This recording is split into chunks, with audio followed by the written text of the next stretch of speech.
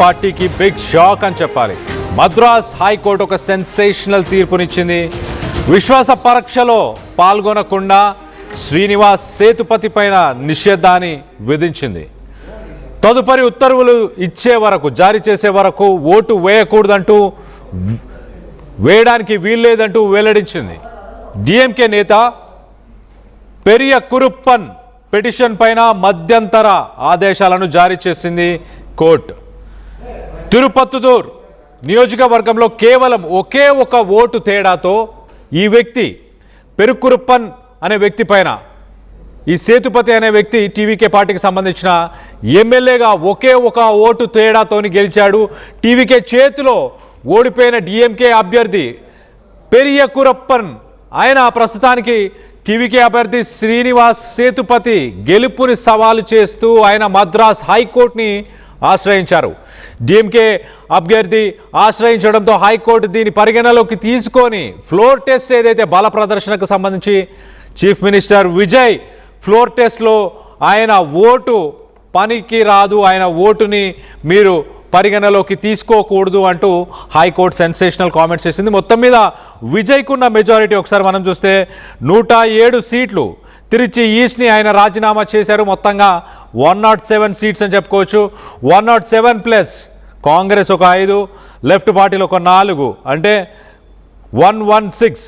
దాంతోపాటు ఐయుఎంఎల్ అలాగే వీసీకే మొత్తంగా కలుపుకొని ప్రస్తుతానికి 120 సీట్లు ఉన్నాయి.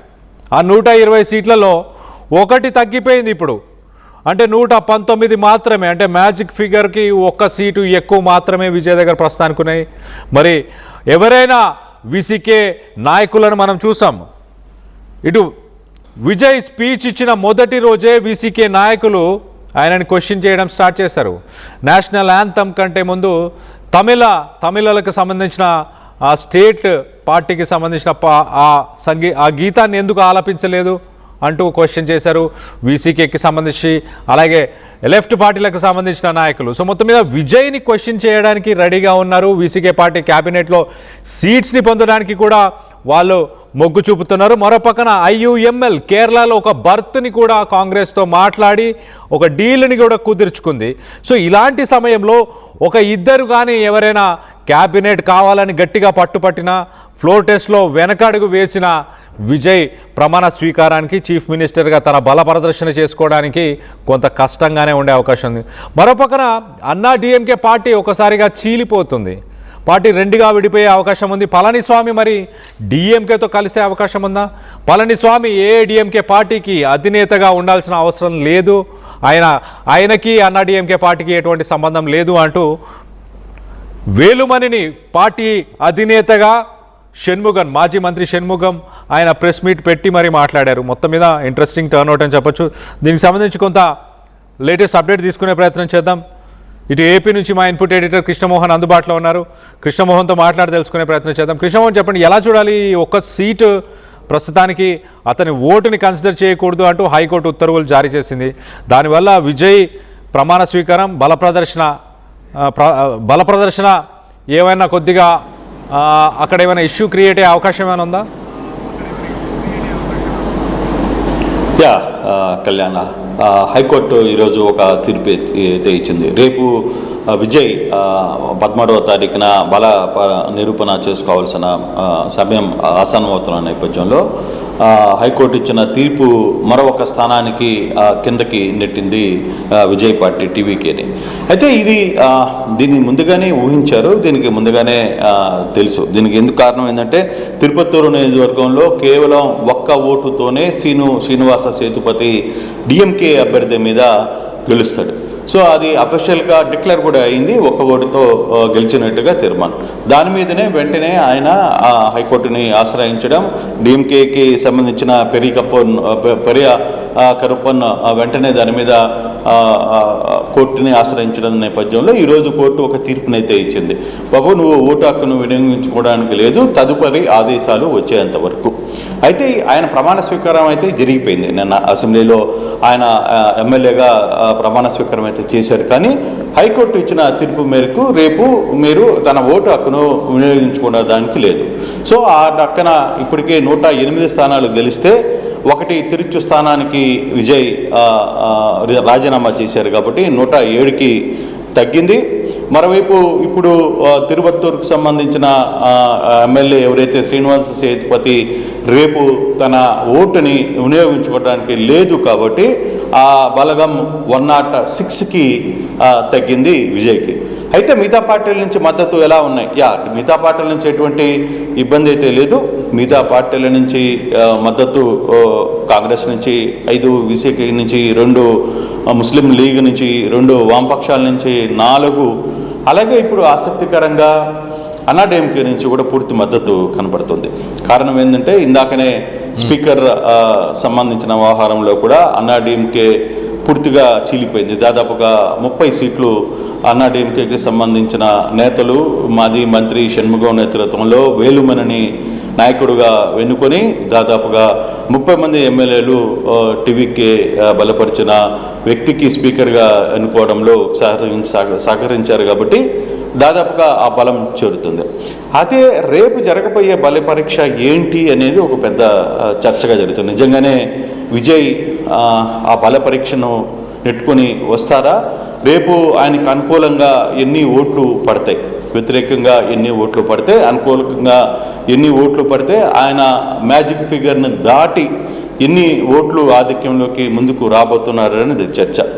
అయితే మనకు అందుతున్న సమాచారం ప్రకారం ఇప్పటి వరకు 130 నుంచి 135 స్థానాల వరకు ఆయనకి రేపు బల పరీక్షలో ఓట్లు పడే పరిస్థితి అయితే కనబడుతుంది. ఇప్పుడు వరకు ఎవరైతే సపోర్ట్ చేయలేదో వాళ్ళు కూడా కొంతమంది ఎంఐడిఎంకి సంబంధించిన కొంతమంది వ్యక్తులు, ప్రేమలత లాంటి వ్యక్తులు కావచ్చు, మరికొంతమంది వ్యక్తులు కూడా రేపు దానికి సహకరిస్తారనే ఆశాభావం వ్యక్తమవుతుంది. మరోవైపు నిన్న విజయ్ తమిళనాడు రాజకీయాల్లో ఈరోజు అసెంబ్లీలో కూడా చాలామంది ఎమ్మెల్యేలు చాలా స్పష్టంగా చెప్పారు ఈ వ్యవహారాన్ని. ఎప్పుడో కామరాజు ఉన్న టైంలో ఈ సంఘటన జరిగింది తప్పితే ఆ తర్వాత ఎప్పుడు తమ ప్రత్యర్థుల ఇంట్లకి ఎప్పుడు వెళ్ళి శుభాకాంక్షలు జరపడమో వాళ్ళ ఆశీర్వాదం తీసుకోవడమో అటువంటి సంఘటన జరగలేదు. ఫస్ట్ టైం విజయ్ ప్రతిపక్షంలో ఉన్న తనకు అగైనెస్ట్గా పోటీ చేసిన ప్రతి ఒక్క నాయకుడి ఇంటికి, దాదాపుగా నిన్న స్టాలిన్ ఇంటి దగ్గర నుంచి వెళితే ప్రతి ఒక్క నాయకుడు ఇంటికి, వైగో ఇంటికి వెళ్ళారు, తర్వాత మారదాసన్ ఇంటికి వెళ్ళారు, తర్వాత రామ్దాస్ మాజీ కేంద్ర మంత్రి వాళ్ళ ఇంటికి వెళ్ళారు. అంటే చాలామంది తన వ్యతిరేకులు అందరూ ఇండ్లకి వెళ్ళి వాళ్ళతో మాట్లాడి కాసేపు వాళ్ళ ఇంట్లో స్పెండ్ చేసి వాళ్ళకి పుష్పగుచ్చాలు ఇచ్చి ఆయన మరీ వచ్చారు. అంటే ఒక కొత్త రాజకీయానికి వరవడికి శ్రీకారం చుట్టారు విజయ్. దాన్ని ఉదయనిధి స్టాలిన్ కూడా ఈరోజు అసెంబ్లీలో చాలా క్లియర్గా చెప్పారు. ఇటువంటి ఒక ఆచారాన్ని విజయ్ తీసుకుని రావడం నిజంగానే నిన్నటి వరకు కూడా ఒకరితే ఒకరు మాట్లాడిన పరిస్థితుల్లో ఉన్న తమిళనాడు రాజకీయాల్లో ఒక కొత్త వరవడిని తీసుకుని వచ్చారు. మేము స్వాగతిస్తున్నాం దాన్ని అని కూడా ఉదయనిధి స్టాలిన్, ప్రతిపక్ష నేతగా ఉన్న ఉదయనిధి స్టాలిన్ కూడా ఆయన ఇందాకనే అసెంబ్లీలో మాట్లాడారు. ఒక మంచి టర్న్ తీసుకుని వచ్చారు. అంటే దీని వెనకాల ఒక వ్యూహం ఉంది. అంటే రేపు జరిగిపోయే బల పరీక్షలో ఎవరైతే 1-2 ఓట్లు ఇండివిజువల్గా పోటీ చేశారో, ఇండిపెండెంట్గా కొంత ఒక పార్టీలు పెట్టి దాంట్లో 1 స్థానాలు 2 స్థానాలు వచ్చిన వ్యక్తులందరినీ కూడా కలుపుకుపోయే దిశగా ఆయన ఒక ప్లాన్ ఆఫ్ యాక్షన్ చేశారు. సో రేపు బల పరీక్ష అనుకున్న స్థానాల కంటే ఎక్కువగా వచ్చే అవకాశం ఉంది అనేది ఒక వాదన. ప్రధానంగా అన్నాడీఎంకేలు చీలిక వచ్చేసింది కాబట్టి ఆ చీలిక డెఫినెట్గా ఒక ఎక్కువ మెజార్టీని తెస్తుంది. కాకపోతే ఇప్పుడు తిరుపతిలో ఏదైతే శ్రీనివాస సేతుపతి ఓటుని కోర్టు ఆపేసినా పర్వాలేదు, తను అనుకున్న మెజార్టీ కంటే ఎక్కువ మెజార్టీ రాబోతుంది అనేది ఒక చర్చ జరుగుతుంది. అయితే మరో అంశం కూడా ఇక్కడ ఈరోజు తమిళనాడు అసెంబ్లీలో తీవ్రమైన చర్చగా పరిగణించాలి దీన్ని. వందే మాతరం గీతం అందరికంటే ముందు పాడడం దాన్ని ఈరోజు కూడా సభలో చర్చకు వచ్చింది. దాన్ని మేము వ్యతిరేకిస్తున్నామని చెప్పి క్లియర్గా ఉదయనిధి స్టాలిన్ బహిరంగంగానే స్పీకర్ ముందు మాట్లాడారు. మరోసారి దీన్ని ఇక్కడ జరగనివ్వబోము అంటూ కూడా అసెంబ్లీలో ఆయన మాట్లాడిన సందర్భం. సో రేపు గవర్నర్ వస్తారు బలపరీక్షకి గవర్నరు లేదు నిరూపించుకోవడానికి ఆయన స్పీకరు నిరూపించుకోవడానికి చేసే ప్రయత్నంలో ఇటువంటి ఏదైనా జరిగితే మాత్రం ఏ విధంగా ఉండబోతుంది అనేది చూడాలి. సో అటువంటి యాంగిల్లో రేపు బలపరీక్ష నిర్వహణకి సంబంధించి చాలా కీలకమైన అంశంగానే మారింది. ఒక్క ఓటుతో చాలా ప్రభుత్వాలు గతంలో పోయిన ప్రభుత్వాలు కూడా మనం చూసాం. కానీ ఇప్పుడు అటువంటి పరిస్థితులు ఉండకపోవచ్చు. విజయ్కి తన వర్గం అంటే అవతల వర్గంలోనే చీలిక వచ్చింది కాబట్టి అన్నాడీఎంకేలో డెఫినెట్గా 20 స్థానాలు పైనే విజయ్కి అధికంగా ఓట్లు వచ్చే అవకాశం ఉంది అనేది చాలా స్పష్టంగా మనకి కనపడుతుంది. Kalyan. Right Krishnamohan, thanks for the latest update.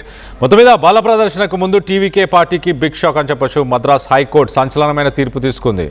ఇటు శ్రీనివాస్ సేతుపతి అనే వ్యక్తి ఒక్క ఓటుతో మాత్రమే డిఎంకే క్యాండిడేట్ పైన గెలవడం జరిగింది. ఆ డిఎంకే క్యాండిడేట్ హైకోర్టుని ఆశ్రయించినప్పుడు హైకోర్టు పరిగణలోకి తీసుకొని బల పరీక్షలలో తన ఓటుని కన్సిడర్ చేయకూడదు అంటూ చెప్పుకొచ్చారు. మొత్తంగా విజయ్కి ఉన్న 107 కాస్త ప్రస్తుతానికి 106గా మారిపోతుంది. తిరిచి ఈస్ట్కి తను రిజైన్ చేయడంతో 107కి తన సీట్లు పరిమితమైపోయి ఆ 107లో ఈ ఒక్కటి కూడా తీసేయడంతో 106 మొత్తంగా. సో బల పరీక్షలో 120 కాస్త తన ఉన్న బలం కాస్త 119కి తగ్గిపోయింది ప్రస్తుతానికి. మొత్తం మీద మరి 1-2 స్థానాల నుంచి ఉన్న ఎమ్మెల్యేలు కనుక వెనకడుగు వేస్తే తన బల పరీక్షలో తను నిరూపించుకోలేని పరిస్థితి. మొత్తం మీద ఒక కొత్త తరం రాజకీయాలకు తెరలేపారు విజయ్ అని చెప్పుకోవచ్చు. తమిళ రాష్ట్రంలో ఉన్న అన్ని పార్టీలకు సంబంధించిన నాయకులని ఇంటికి వెళ్ళి మరి కలిసి వచ్చారు అంటూ ఒక కొత్త రాజకీయాన్ని ఖచ్చితంగా మేము స్వాగతిస్తున్నామంటూ leader of opposition Udhayanidhi Stalin కూడా చెప్పుకొచ్చారు. కానీ కొన్ని కాంట్రవర్సీస్ అయితే ఖచ్చితంగా ఉన్నాయి. ఇటు నేషనల్ యాంథమ్ ఆలాపన దాని గురించి మిగతా ఇష్యూస్ గురించి కూడా మాట్లాడే అవకాశం ఉన్నట్టు కూడా చాలా క్లియర్గా తెలుస్తుంది. సో మొత్తం మీద కొంత ఉత్కంఠం అయితే నెలకొని ఉంది. ఏం జరగబోతుంది తమిళనాడు రాష్ట్ర రాజకీయాలు ప్రతిరోజు ఒక కొత్త తరుణాన్ని ఖచ్చితంగా ఒక కొత్త టర్న్ అని చెప్పొచ్చు, కొత్త ట్విస్ట్ అండ్ టర్న్స్ అని చెప్పొచ్చు, ఒక కొత్త అధ్యాయం అని కూడా చెప్పొచ్చు. సో ప్రతిరోజు విజయ్ తీసుకునే డెసిషన్స్ మీద కొంత ఉత్కంఠం నెలకొని ఉంది. అలాగే పార్టీలకు సంబంధించి కూడా ఒకసారి మనం చూస్తే ఏఐడిఎంకే 2 పార్టీలుగా చీలిపోయే అవకాశం ఉన్నట్టు తెలుస్తుంది. ఎస్పీ వేలుమణిని ఏఐడిఎంకే అధినేతగా పార్టీకి సంబంధించిన సీనియర్ నాయకుడు మాజీ మంత్రి షణ్ముగం ఒక ప్రెస్ మీట్ పెట్టి మరి ఆయన చెప్పడం జరిగింది. మరి పళనిస్వామి డిఎంకే పార్టీతో కలిసి ముందుకెళ్లే ప్రయత్నం చేస్తారా? దీనికి సంబంధించి మీ అభిప్రాయాలు ఏంటనేది కింద కామెంట్ రూపంలో తెలియపరచండి.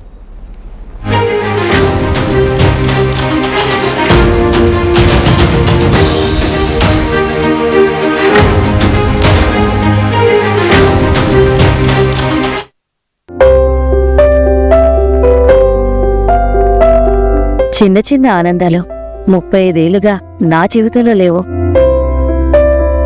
35 ఏళ్లుగా నేను డైపర్లలో బ్రతికాను. 6 సెంటీమీటర్ల ఫిస్టులా నా మూత్రాశయంలో లీకు కారణమైంది. ఎవరూ నాకు సహాయం చేయలేకపోయారు.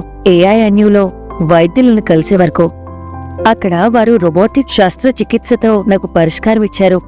వారు నా ఆత్మవిశ్వాసాన్ని కూడా తిరిగిచ్చారు. Precision care makes it possible. The Center for Robotic Surgery at AINU